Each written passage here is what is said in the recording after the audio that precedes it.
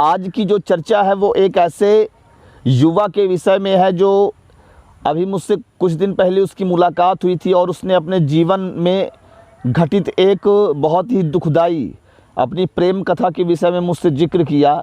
उसका मैं नाम नहीं लूँगा क्योंकि ऐसे लोगों को लोग छिपाना चाहते हैं, तो मैं भी चाहता हूं कि यदि उनकी इच्छा नहीं है तो उनके नाम को हम सामने ना लाएं। किंतु इस पूरे प्रसंग में आपको बहुत कुछ सीखने को प्राप्त होगा। और आज की जो युवा पीढ़ी है, उस युवा पीढ़ी किस क्षेत्र में वह दिग्भ्रमित हो रही है, कैसे उसका पतन हो रहा है, यह भी इसमें बातें सामने आएंगी।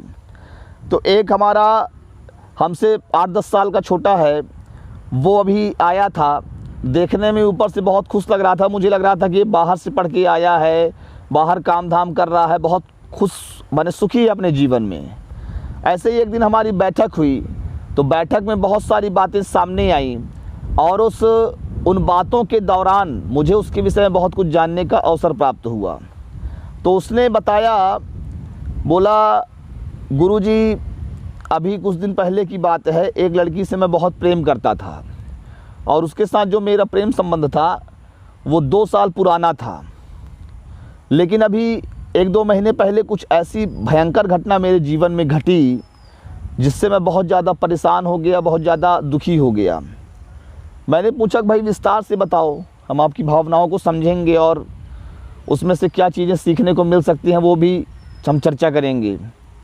तो बताया कि असल में हो क्या रहा था कि आजकल आप सभी देख रहे हैं कि ऑनलाइन प्रेम मोहब्बत, ऑनलाइन लव, डिस्टेंस रिलेशनशिप, ये सारी चीज़ें जो चल रही हैं, बस कुछ वैसा ही उसके जीवन में था।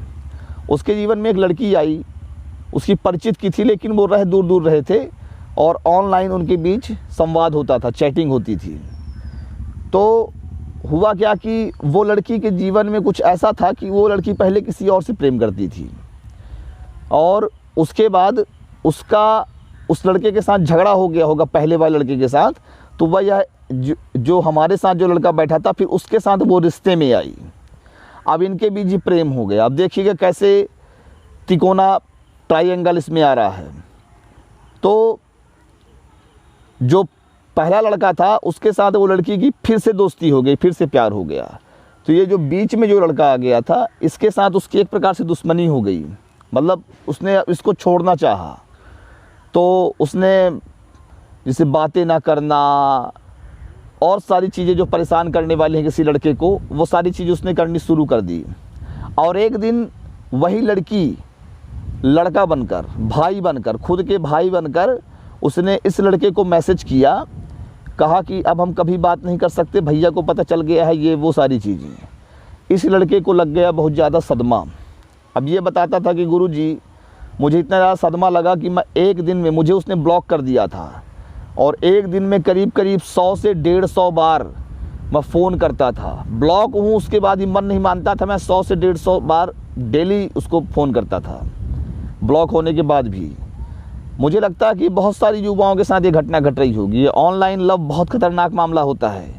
इसमें क्या भावनाएं तो जागृत हो जाती हैं, लेकिन बीच में जो रुकावटें आती हैं तो मनुष्य झेल नहीं पाता।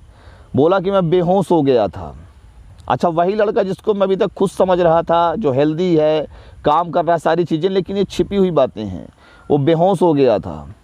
और जब बेहोश हो गया तो उसको हॉस्पिटल ले जाना पड़ा। 1-2 दिन हॉस्पिटल में रहा। उसके बाद भी जब होश में आया तो काफ़ी चीज़ें, फिर उसके जो पहले वाला बॉयफ्रेंड था वो भी धमकाना शुरू कर दिया कि तुम इसकी ज़िंदगी से हट जाओ, इस लड़की की ज़िंदगी से। इस प्रकार से थोड़ा वाद विवाद भी हो गया, तो लाठी डंडा भी चल गया इसके ऊपर, बेचारे के ऊपर लाठी डंडा भी चलाया गया, जख्मी हो गया था ये। तो ये एक बहुत ही कष्टदायी घटना उसके जीवन में घटी। तो मैं नहीं समझता कि किसी एक की कहानी है, ये बहुत सारी युवाओं की कहानी है। आजकल ये ऑनलाइन लव, ये मोबाइल के माध्यम से जो प्रेम हो रहा है, पहली बात तो ये रिश्ते बड़ी आसानी से बन जाता है, लेकिन उसको निभाना फिर इतना ज़्यादा मुश्किल पड़ जाता है कि लोग पीछे छुड़ाना चाहते हैं, खासकर लड़कियां पीछा छुड़ाना चाहती हैं, जिसके कारण जो लड़के हैं वो बहुत ज़्यादा परेशान और बहुत ज़्यादा सदमा, बहुत ज़्यादा दिल के घाव लेकर फिर घूमते हैं। तो इसमें से 2-3 चीज़ें बढ़ने की संभावना है। तो बदहवासी में या तो क्राइम बढ़ेगा, या तो आत्महत्याएं बढ़ेंगी, या पागलपन बढ़ेगा, तो ये सारी चीज़ें समाज में आने वाले समय में आएगी, जिसको मैं कहूँगा कि इंटरनेट की दुनिया का एक अभिशाप, विज्ञान चमत्कार और अभिशाप। तो ये एक अभिशाप के रूप में सामने आएगा कि जो युवा पीढ़ी है वो थोड़ी सी मानसिक रूप से दुर्बल होगी, बहुत चोट खाया हुआ होगा। पहले का प्रेम मोहब्बत जो होता था वो मुश्किल था, लड़का लड़की का मिलन मुश्किल से हो पाता था, कुछ सीमित लोगों तक ही हो पाता था, तो इनकी चोट से व्यक्ति बचा रहता था। लेकिन आज क्या है, ऑनलाइन में हज़ारों लोगों से आप मिल रहे हैं, मिलना जुलना आसान हो गया है, प्रेम का इजहार करना आसान हो गया है। अब इसके कारण लोग चोट भी बहुत ज़्यादा खा रहे हैं। अब चोट बहुत ज़्यादा खाने से उसके सदमों को भी झेलना पड़ रहा है। तो मैं आपसे यही अनुरोध करूंगा कि थोड़ा इससे सावधान रहें, ऑनलाइन लव के चक्कर में ज़्यादा ना पड़ें, अपने आप को व्यस्त रखें। व्यस्त रखने का सबसे सरल उपाय है कि आप साधना पकड़ लीजिए जीवन में। बहुत देख लिया यार, बहुत ज़्यादा तुमने अश्लील लोगों को फॉलो कर लिया। मैं देख भी रहा हूँ कि हमारे देश में गलत लोग बहुत ज़्यादा ट्रेंड कर रहे हैं, बहुत ज़्यादा वायरल हो रहे हैं, लेकिन अच्छे लोगों को वायरल कोई देख ही नहीं रहा है। अच्छे लोगों को, जिसमें आपका कल्याण है, आप उसको देखिए, उसको सुनिए, उसकी संगत करिए। आप गलत छोड़ दीजिए, नहीं पागल हो जाएंगे, ये बात निश्चित जान लीजिए। आप पागल हो जाएंगे, सुसाइड कर लेंगे या नहीं करेंगे तो फिर उस स्थिति में रहेंगे कि आपकी इच्छा होगी कि मर जाऊं। तो अच्छे लोगों की संगत करिए। योग साधना अपने जीवन में अवश्य अपनाइए। योग साधना की जितने लाभ है ना, उसको बताया नहीं जा सकता, वो धीरे धीरे आप खुद ही अनुभव करेंगे। योगा का कल्चर अपने जीवन में ले आइए। आप एक खुद सुखी जीवन जिए, आदर्श जीवन जिए, अनुशासित, न जहाँ बहकना है ना वहाँ बहकना है, एक सीधी लाइन में चलना है। आप समझिएगा इस बात को कि ऑनलाइन लव से आप थोड़ा बचिएगा। ये चीज़ें सही नहीं है, धोखा है इसमें, ये भ्रम है, माया जाल है और कुछ नहीं है। ठीक है, मैं योगाचार्य आनंद आपसे लेता हूँ इजाज़त। जय हिंद, जय भारत।